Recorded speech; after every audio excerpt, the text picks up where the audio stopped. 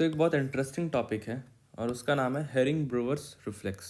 ठीक है, देखो हेरिंग ब्रूवर्स रिफ्लेक्स ना एक नेगेटिव फीडबैक रिफ्लेक्स है। ठीक है, याद रखना। और नेगेटिव भी कौन सा? Self regulatory. ठीक है, खुद से ही काम करेगा ये, self regulatory negative feedback reflex. ठीक है, हेरिंग ब्रूवर रिफ्लेक्स, अच्छा इन शॉर्ट पहले ओवरव्यू दे देता हूँ। ठीक है, हेरिंग ब्रूवर रिफ्लेक्स ना दो टाइप का होता है। ठीक है, हेरिंग ब्रूवर्स इन्फ्लेशन रिफ्लेक्स, ठीक है, इन्फ्लेशन, और हेरिंग ब्रूवर डीफ्लेशन रिफ्लेक्स। ठीक है, अब सोचो, अभी हमने क्या बोला? It is a self regulatory negative feedback. Hering Breuer inflation reflex मतलब इन्फ्लेशन हो रहा होगा और खुद को क्या करेगा? इनहिबिट, मतलब मोर इन्फ्लेशन को इनहिबिट करेगा। Similarly Hering Breuer deflation reflex मतलब मोर डिफ्लेशन को इनहिबिट करेगा। ठीक है, तो वही चीज़ है। देखो दो होता है, हेरिंग ब्रूवर इन्फ्लेशन रिफ्लेक्स। ठीक है, कौन इनहिबिट हो रहा होगा? इन्फ्लेशन। ठीक है, hence it is also called inhibito inspiratory reflex. ठीक है, हेरिंग ब्रूवर रिफ्लेक्स क्या है? Negative self regulatory negative feedback reflex है, दो तरह का, हेरिंग ब्रूवर इन्फ्लेशन रिफ्लेक्स। ठीक है, तो इन्फ्लेशन क्या हो रहा होगा? इनहिबिट, इसलिए इसको क्या बोला? इनहिबिटो इंस्पिरेटरी रिफ्लेक्स मतलब इंस्पिरेशन इनहिबिट हो रहा होगा। ठीक है, देखो स्टेटमेंट पढ़ो। Inflation of the lungs tends to inhibit further inspiratory muscle activity मतलब इंस्पिरेशन करते समय जो मसल्स हैं वो खुद को ही इनहिबिट कर ले रहे हैं। ठीक है, inflation of the lungs tends to inhibit further inspiratory muscle activity. ठीक है, similarly Hering Breuer deflation reflex में क्या होता? अच्छा, डिफ्लेशन मतलब क्या? एक्सपिरेशन एक पैसिव प्रोसेस है, क्या हम उसको कंट्रोल कर सकते? नहीं कर सकते। तो डिफ्लेशन को इनहिबिट करने का मतलब क्या है? इंस्पिरेशन को स्टिमुलेट करना। ठीक है, डिफ्लेशन को इनहिबिट करने का क्या मतलब है? हम इंस्पिरेशन स्टिमुलेट कर दे, क्योंकि इंस्पिरेशन हमारे कंट्रोल में। तो इसीलिए हेरिंग ब्रूवर डिफ्लेशन रिफ्लेक्स को क्या बोलते हैं? एक्साइटो इंस्पिरेटरी रिफ्लेक्स। ठीक है, हेरिंग ब्रूवर इन्फ्लेशन रिफ्लेक्स क्या था? इंस्पिरेशन को इनहिबिट कर रहे थे। डिफ्लेशन रिफ्लेक्स क्या है? इंस्पिरेशन को एक्साइट कर रहे हैं। ठीक है, इंस्पिरेशन के सेंस में दोनों चीज है। ठीक है, तो deflation of lungs tends to inhibit further deflation यानी इनिशिएट द इंस्पिरेटरी एक्टिविटी। तो एक में हमने क्या किया? इंस्पिरेशन को इनहिबिट कर दिया, और एक में हमने क्या किया? इंस्पिरेशन को एक्साइट कर दिया। तो ये क्या हो गया? एक्साइटो इंस्पिरेटरी, ये इनहिबिटो इंस्पिरेटरी। ठीक है, तो इनहिबिटो इंस्पिरेटरी को क्या बोलेंगे? Hering Breuer inflation reflex. और एक्साइटो इंस्पिरेटरी को क्या बोलेंगे? Excito inspiratory. इंस्पिरेशन अगर एक्साइट होगा तो डिफ्लेशन इनहिबिट होगा, तो Hering Breuer deflation reflex. Right, तो ये डेफिनेशन पार्ट क्लियर हो गया।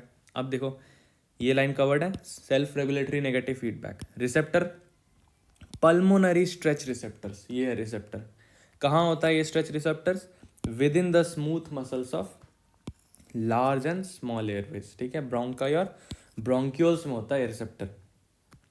स्टिमुलस कब आता है हेरिंग ब्रूवर रिफ्लेक्स का, यानी नेगेटिव फीडबैक का स्टिमुलस कब आएगा?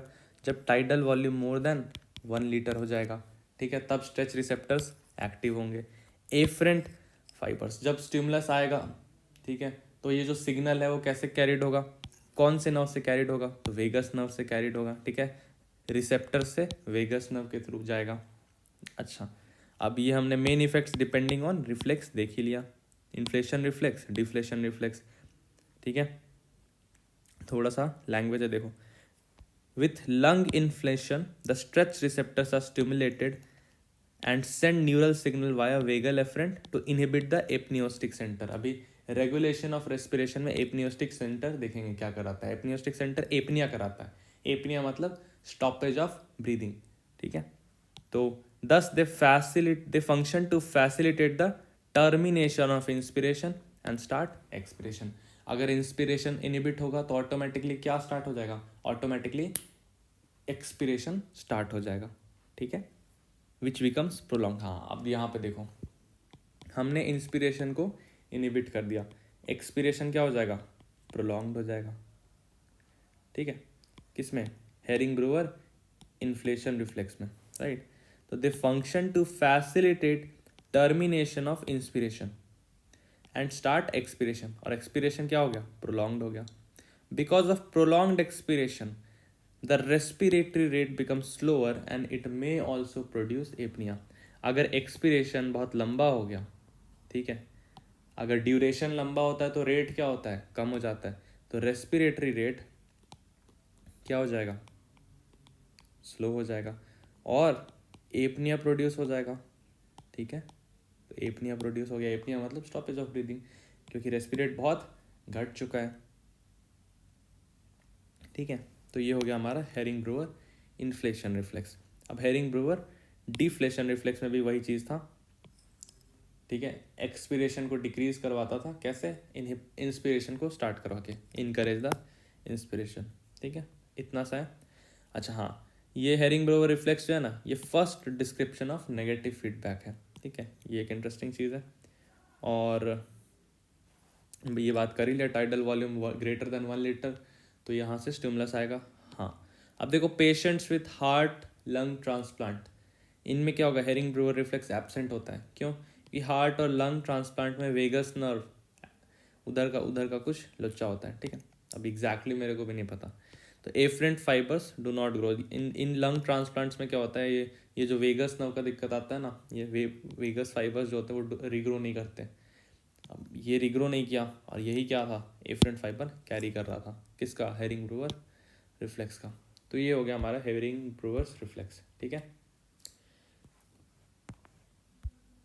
नेक्स्ट टॉपिक जो आता है वो है ऑक्सीजन हीमोग्लोबिन डिसोसिएशन कर्व। ये 12th में भी पढ़ा हुआ है काफ़ी हद तक। तो देखो, ये कर्व है क्या, ये रिलेट करता है percentage oxygen saturation of haemoglobin to partial pressure of oxygen. मतलब एक्स एक्सिस पे क्या लिया, partial pressure of oxygen mmHg में, और वाई एक्सिस पे क्या लिया, percentage oxygen saturation of haemoglobin. ठीक है, oxygen partial pressure of oxygen mmHg में, और वाई एक्सिस पे क्या लिया, percentage oxygen saturation of haemoglobin. ठीक है, और it has a characteristic sigmoid shape, जो शेप है कर्व का वो कैसा दिखा, सिग्मॉइड शेप का।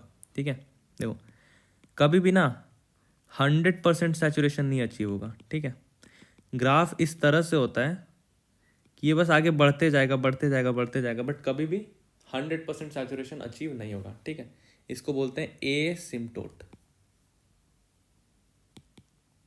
ठीक है, चलो अब आते हैं इधर सब्जेक्टिव आंसर्स पे। तो पहला क्वेश्चन यही आता है कि ये जो कर्व है ये सिग्मॉइड शेप का क्यों है। ठीक है, Y curve is sigmoid shape. ठीक है, तो पहला रीजन इसमें दिया जाता है due to shifting affinity of haemoglobin for oxygen. देखो होता क्या, इनिशियली जो हीमोग्लोबिन होता है वो टेंस्ड कॉन्फ़िगरेशन में होता है, T for tensed configuration. Tensed configuration की वजह से जितने भी बाइंडिंग साइट्स होते हैं हीमोग्लोबिन में फॉर ऑक्सीजन, ठीक है, वो क्या होते हैं, अनएक्सपोज्ड होते हैं। तो इन डीऑक्सी हीमोग्लोबिन, यानी सिर्फ ये वाला haemoglobin, the globin portion is tightly bound. ठीक है, इसको क्या बोला, टेंस्ड कॉन्फ़िगरेशन। एंड ये क्या करता है, this reduces the affinity of molecule for O2। ठीक है, बट जैसे ही इससे एक ऑक्सीजन बाइंड करा, जैसे ही इससे एक ऑक्सीजन बाइंड करा, ये टेंस कॉन्फ़िगरेशन जो है अब रिलैक्स्ड कॉन्फ़िगरेशन हो चुका है।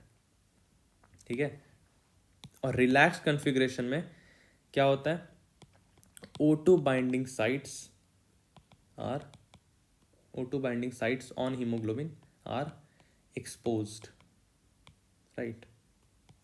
Oxygen binding sites on the haemoglobin जो होते हैं वो क्या हो जाते हैं, एक्सपोज्ड हो जाते हैं। तो देखो 10th से आर कॉन्फ़िगरेशन हो गया, this results in the exposure of more O2 binding sites and affinity of haemoglobin molecule with oxygen increases. ठीक है, O2 binding sites on haemoglobin are exposed, ये एक्सपोज हो गए। ठीक है, अब इसकी वजह से क्या होगा, मोर एंड मोर ऑक्सीजन जो जुड़ पाना है वो एफिनिटी अब बढ़ चुका है, ठीक है।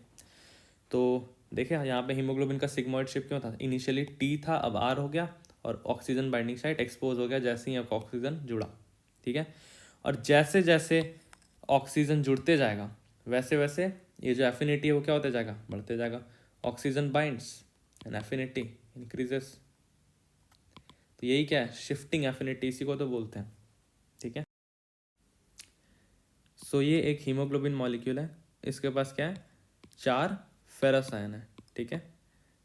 अब ऐसा नहीं होता है कि ये चारों फेरस आयन एक साथ ही O2 के साथ जुड़ते हैं, ठीक है, बारी बारी से जुड़ते हैं।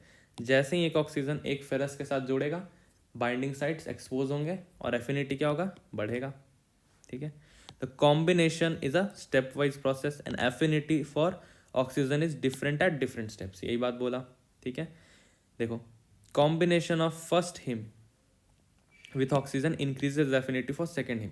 ये एक ऑक्सीजन मॉलिक्यूल जुड़ा तो सेकेंड का एफिनिटी बढ़ जाएगा, फिर सेकेंड जुड़ेगा तो थर्ड का एफिनिटी बढ़ जाएगा, फिर थर्ड जुड़ेगा तो फोर्थ का एफिनिटी बढ़ जाएगा, ठीक है। तो ये बात है, ठीक है। तो this shifting affinity is due to T R interconversion, ठीक है, और इसकी वजह से सिग्मोइड शेप आएगा, राइट।